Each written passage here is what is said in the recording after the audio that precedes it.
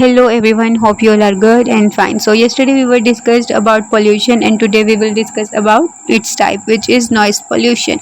It's really important topic, so listen it carefully.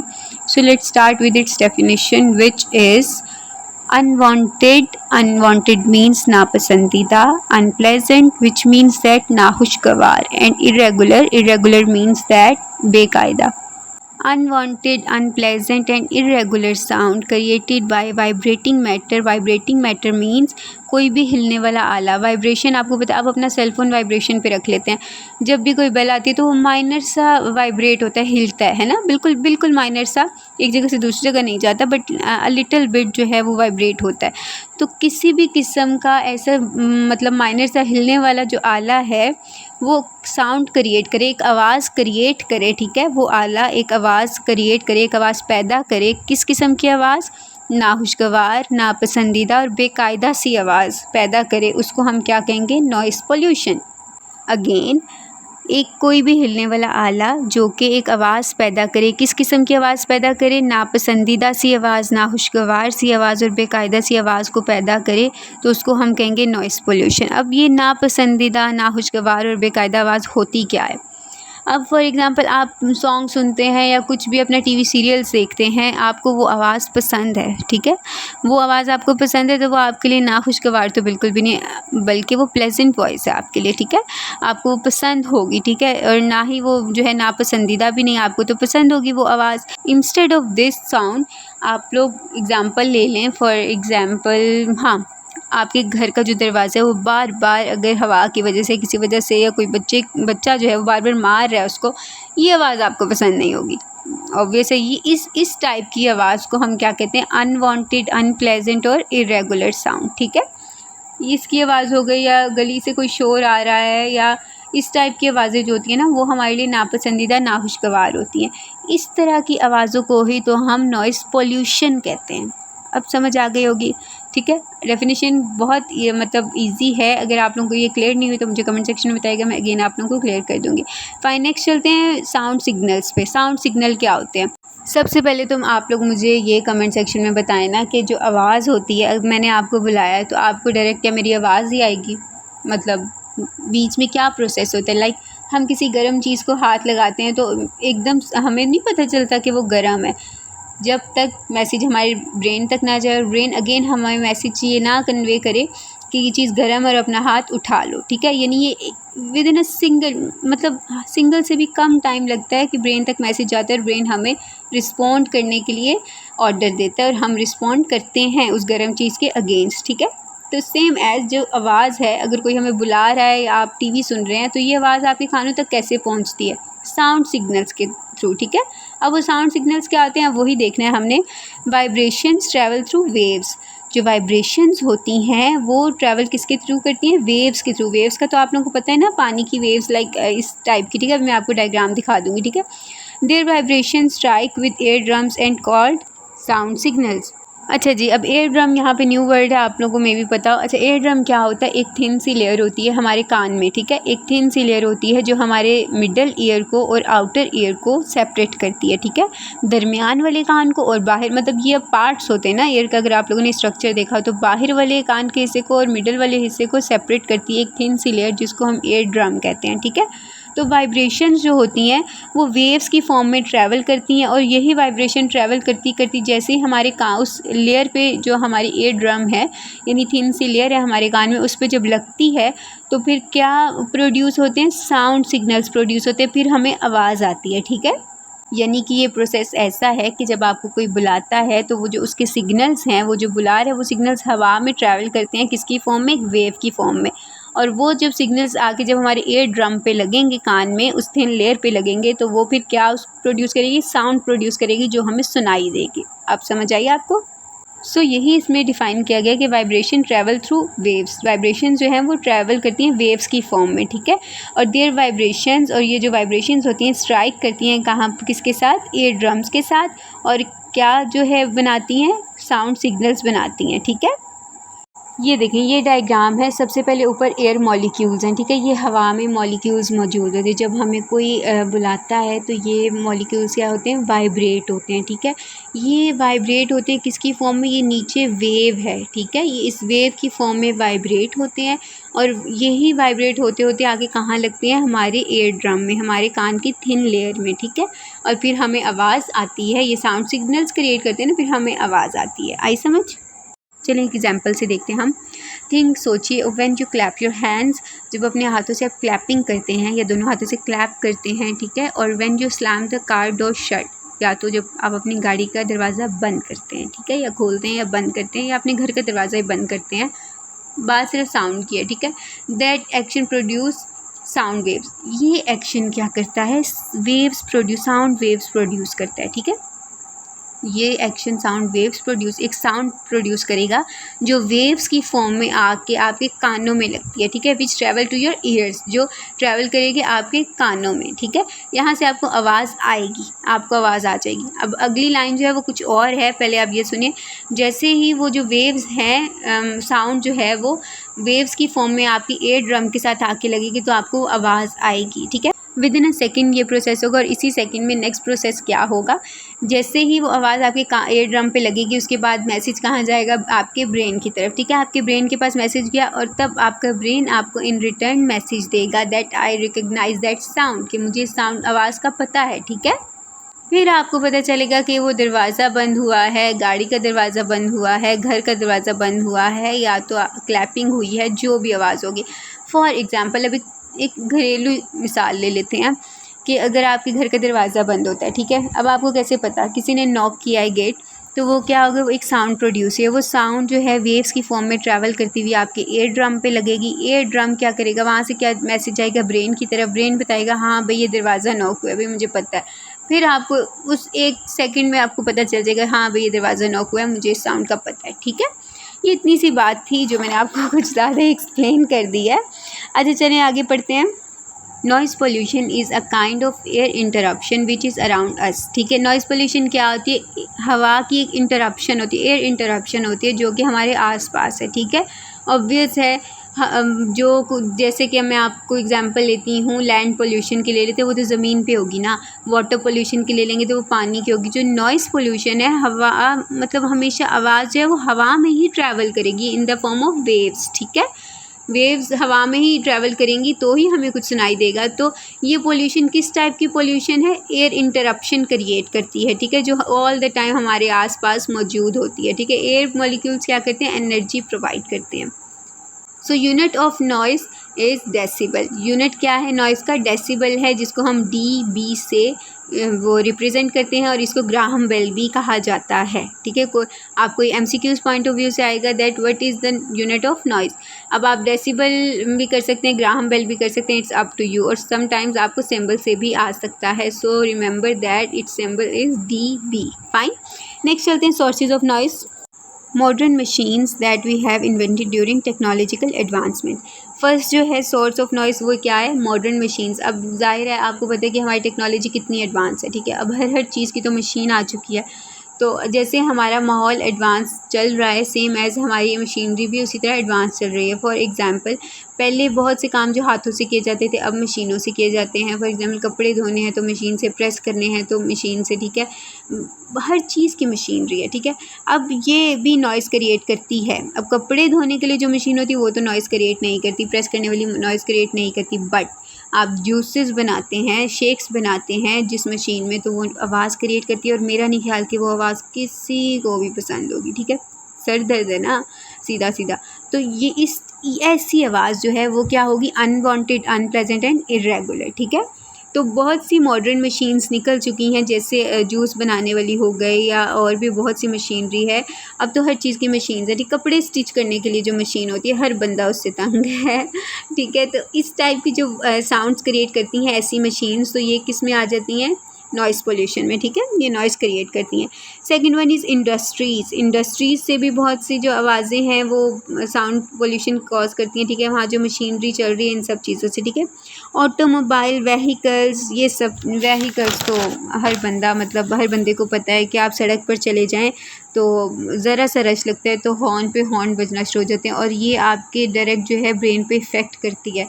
Irregular sound है, ठीक है, और ऐसी चीज़ जो होती है ना वो नॉइज़ पोल्यूशन क्रिएट करती है। नेक्स्ट चलते हैं, factories, milk truck, motor bikes, train, rickshaw, ये सब जो है व्हीकल्स में ही आ जाते हैं, मोटर बाइक्स, ट्रेन, रिक्शा वगैरह और मिल्क ट्रक्स वगैरह।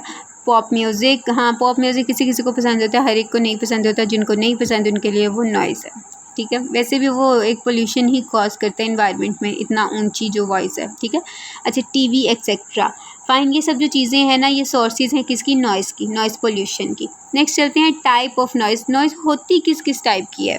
सो there are two types of noise which is continuous sound and the second one is sudden sound, ठीक है। कंटिन्यूस साउंड से आपको पता चल रहा होगा कि ये कॉन्टीन्यूसली चलती ही जाती है, चलती ही जाती है, ठीक है। जैसे कि एक आवाज़ आपको आ रही है तो आ ही जाएगी और उससे आप इतना तंग नहीं होंगे यार, क्योंकि आपको आदत हो जाती है, ठीक है।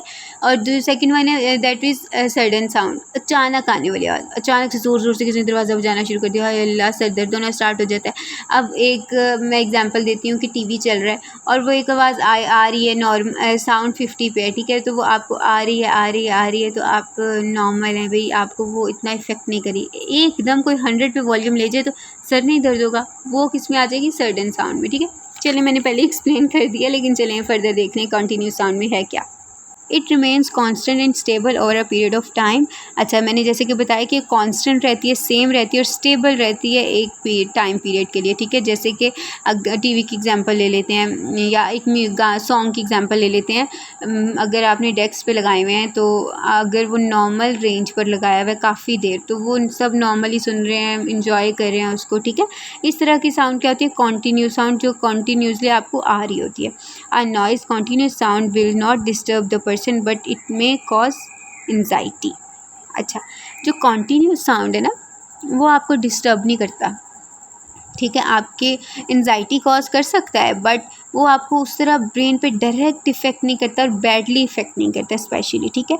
अब कंटिन्यूस साउंड में क्या, अगर टीवी आ गया, रेडियो आ गया, ये जो चीज़ें ये डिस्टर्ब नहीं करती हमें, ठीक है, हम मतलब उसे इंजॉय करते हैं, सुनते हैं। अच्छा, सडन साउंड क्या होता है, so a sudden short but loud. अच्छा, जो सडन साउंड होता है ना वो थोड़ी देर के लिए होता है, शॉर्ट टाइम ऑफ पीरियड के लिए होता है, ठीक है। जैसे ज़ोर ज़ोर से किसी ने गेट नॉक करना शुरू कर दिया, किसी ने चीखना चिल्लाना शुरू कर दिया, म्यूज़िक इतना ऊंची हो गया, ये थोड़े टाइम पीरियड के लिए होता है, लेकिन ये बहुत बुरा इफ़ेक्ट करता है आपके ब्रेन पे, ये बहुत ज़्यादा बुरा इफ़ेक्ट कॉज करता है। तो ऐसे साउंड्स ये आपको मतलब सर दर्द स्टार्ट हो जाता है इंसान को, बीपी आपका हाई हो सकता है, नौजिया हो सकता है आपको, इरिटेशन हो सकती है आपको, और इवन कि कार्डिक प्रॉब्लम्स भी हो सकती हैं आपको, ठीक है। तो ये जो सर्टेन साउंड है इससे बहुत ज़्यादा प्रॉब्लम्स क्रिएट हो सकती हैं, तो ऐसे माहौल से जो है वो थोड़े से दूर रहें जहाँ इस तरह का शोर होता है। Continuous sounds are much better than as compare certain sounds. अच्छा, अब इसका मतलब ये नहीं है कि आप कहें कि भाई हम इस साइड पे तो अब क्या घर छोड़ दें, वो नो, बहुत से तरीके मैं आपको बताऊंगी जिससे आप सर्टेन साउंड से बच सकते हैं, ठीक है। अब वो आगे हम डिस्कस करेंगे। फर्स्टली हम एग्जांपल्स देखते हैं सर्टेन साउंड की, विच आर ब्लास्ट, बॉम्ब फट जाता है, ब्लास्ट हो जाता है, तो आपको पता है एकदम ये आवाज़ आपके कानों को ट्रिगर करती है, ठीक है, यानी आपके सर को एकदम शॉक लगती है, यार ये किस किस्म की आवाज़ है, ठीक है, ये सर्टेन साउंड है, ब्लास्ट होना, ठीक है। शटरिंग ऑफ विंडो, खिड़कियों का बंद होना एकदम, ठीक है। स्पेस रॉकेट्स, ट्रिगिंग ऑफ गन, यानी गन का ट्रिगर जब आप दबाते हैं और मारते हैं, ठीक है, तो वो जो साउंड होती है वो भी आपको बहुत ज़्यादा मतलब ज़्यादा वेलोसिटी की होती है, तो वो आपको जो है लगती है मतलब डेसिबल्स की होती है, सॉरी काफ़ी ज़्यादा डेसिबल्स की होती है, वो आपको लगती है क्योंकि यूनिट जो है साउंड का क्या डेसिबल है, ठीक है। F16 प्रोड्यूस 160 डेसिबल साउंड, जो F16 है वो कितनी 160 डेसिबल साउंड प्रोड्यूस करता है, जो आपकी हेल्थ पे, आपके ब्रेन पे डायरेक्टली इफेक्ट करता है, बैडली इफेक्ट करता है, ठीक है। सो नेक्स्ट देखते हैं इसके इफ़ेक्ट्स क्या क्या होते हैं और किस किस तरह होते हैं, ठीक है। सो इफ़ेक्ट्स का फर्स्ट पॉइंट है इकोलॉजिकल एंड पैथोलॉजिकल इफ़ेक्ट्स, ठीक है। तो इनमें क्या क्या होते हैं, vibrations interrupted the system of communication, जो वाइब्रेशन इस टाइप की होती हैं वो इंटरप्ट कर देती है कम्युनिकेशन सिस्टम को, ठीक है। डिस्ट्रॉय पीस ऑफ माइंड को तबाह कर देती है, तबाह बर्बाद कर देता है भाई ये साउंड, ठीक है। Effect the health and behaviour, हमारी हेल्थ पे इफेक्ट करता है, बिहेवियर यानी हम चिड़चिड़े से हो जाते हैं यार इस तरह की साउंड सुन सुन के, तंग मतलब ऐसे सर्टेन साउंड सुन के ना हम में मतलब गुस्सा आना शुरू हो जाता है, इस टाइप का हमारा बिहेवियर हो जाता है, ठीक है। Effect on concentration on working efficiency, ठीक है, हमारे काम के करने की एफिशिएंसी को इफ़ेक्ट करता है, बहुत ज़्यादा इफ़ेक्ट करता है। अगर फॉर एग्जांपल आप काम कर रहे हैं, कोई चीज़ याद कर रहे हैं या काम कर रहे हैं, तो इस तरह के बार बार जो है विंडो बंद हो रही होगी, बाहर से शोर आ रहा होगा, दरवाज़ा बंद हो रहा होगा, तो इस तरह की साउंड जो है ना, एक तो आपका फर्स्टली बिहेवियर ख़राब करेगी और जिसकी वजह से आपके जो काम करने की एफिशिएंसी है, जो आप काम कर रहे होंगे, वो भी आपसे नहीं होगा, ठीक है। अच्छा, इट लीड्स टू एक्सीडेंट्स। अच्छा, अब रास्ते में आप चल रहे हैं, बाइक पे हैं, ठीक है, एकदम इस तरह की आवाज़ आ जाए, बंदा डर के एक्सीडेंट ही हो जाए, ठीक है, तो ये एक्सीडेंट्स भी कॉज कर सकते हैं। मैंने सीरियस बात की है, it's not funny. Okay, interrupted in hearing, सुनने में भी प्रॉब्लम हो सकती है। ज़्यादा ऊंची ऊंची सुनना शुरू कर दें ना आप हैंड फ्रीज लगा लगा के, तो फिर भी आपको कम आवाज़ जो है सुनने में प्रॉब्लम होना शुरू हो जाएगी। अच्छा, नेक्स्ट है रिंगिंग इन एयर, जो कानों में आपकी आवाज़ें आती रहेंगी, मतलब हल्की हल्की हल्की ऐसे, ठीक है। अच्छा, acute damage of air drum and anti sensory internal hairs, ठीक है। अच्छा, ये क्या कहते हैं, एयर ड्रम को डैमेज कर देती है। अब आप लोग यहाँ से देखें, अब ये ऐसी साउंड जो है हमारे एयर ड्रम को डैमेज करेगी, तो एयर ड्रम का काम क्या है, साउंड्स को प्रोड्यूस करना, ठीक है। तो जब एयर ड्रम डैमेज होना शुरू हो जाएंगे तो हमें साउंड नहीं, अब बहुत से लोगों का इशू होता है हमें सुनाई नहीं देता, या बूढ़े हो जाते तो हमें ऊंची सुनाई देता है। चलो वो तो बूढ़े हो गए ना, उनकी अलग बात है। आजकल नॉर्मल एज के लोगों को ऊंची सुनाई देता है, क्यों? अच्छा, क्योंकि उनके एयर ड्रम्स डैमेज हो चुके होते हैं, ठीक है, ऑलमोस्ट। अच्छा, जिसको बहुत बिल्कुल नहीं सुनाई देता वो बात अलग है, इनके थोड़े थोड़े डैमेज हुए होते हैं, जिसकी वजह से इनको प्रॉपर ऊंची सुनाई नहीं देता, ठीक है, मतलब सॉरी, आवाज़ नहीं आती, ज़्यादा ऊंची ऊंची बोलो तो आवाज़ आएगी, नॉर्मल रेंज पे इनको सुनाई नहीं देता क्योंकि इनके एयर ड्रम जो है वो डैमेज हो जाते हैं, ठीक है। Continuous prolong sound create anxiety cause करता है। Anxiety and stress leads to certain alignments, ठीक है। जो एंजाइटी है ना, परेशानी, ऐसी अजीब सी सिचुएशन हो जाती है, इसको हम एंजाइटी कहते हैं, यानी परेशानी, टेंशन, लाइक अजीब सी हमारी सिचुएशन होती है, हम नॉर्मल नहीं होते, ठीक है। तो ऐसी जो सिचुएशन होती है ना, स्ट्रेस, परेशानी या एंजाइटी जो होती है, बहुत सी बीमारियां भी कॉज करती है, ठीक है। अब जैसे इंसान, मतलब सर का दर्द स्टार्ट हो जाता है, ऐसी टेंशन ले के सर में दर्द होना शुरू हो जाता है। इसके अलावा और भी दिमाग की बहुत सी बीमारियां लग जाती हैं। ये मैं आप लोगों को बता रही हूँ नॉइज़ पोल्यूशन का, ठीक है। अभी हम इसके इलाज पढ़ लेंगे, बेफिक्र है। अच्छा, सो इसमें सबसे पहले आएगा emotional trauma, headache, BP high, nausea, empire फॉक्सिंग, irritation, empire thinking, contraction of smooth muscles, produce cardiac problems, produce nervous problems, ठीक है। अब बहुत सी हैं जी नर्वस प्रॉब्लम, नर्वस सिस्टम हमारा डिस्टर्ब हो सकता है, हमारा हार्ट डिस्टर्ब हो सकता है, कार्डिक प्रॉब्लम्स हो सकती हैं, हमारी जो स्मूथ मसल्स हैं इनमें कॉन्ट्रैक्शन हो सकती है, ठीक है, हमारी थिंकिंग को प्रॉब्लम हो सकती है, इरिटेशन हो सकती है, हमें नोजिया हो सकता है, हमें बीपी हाई हो सकता है, हेडेक हो सकता है, बहुत सी बीमारियाँ हो सकती हैं इससे।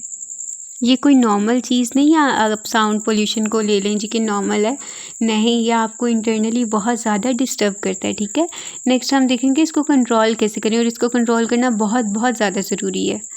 So control of noise pollution can be controlled by 3 levels. First one is sound level, second one is in the course and third one is recipient level. Fine, sound level को डिस्कस करते हैं सबसे पहले। So sound level पे क्या होगा, noise should be control by oiling और during manufacturing by machine, ठीक है। यानी कि नॉइज़ को हम कंट्रोल कैसे कर सकते हैं साउंड लेवल पर, जी सिर्फ आवाज़ को कंट्रोल करने के लिए हम मशीनरी जो है, हमारी मशीन्स हैं, ठीक है, अगर स्टिचिंग के लिए मशीन है तो उसको हम ऑयलिंग करते रहें, उसमें ऑयल डालते रहें उसका, तो उससे क्या होगा कि वो मतलब नॉर्मली हम उसको स्मूथली वो चलेगी और इतनी साउंड ज़्यादा क्रिएट नहीं करेगी, ठीक है। या तो जब वो मशीन्स बने हमें तभी उसके अंदर ऐसे इंस्ट्रूमेंट यूज़ करने चाहिए जो कि स्मूथली वर्क करें, ठीक है।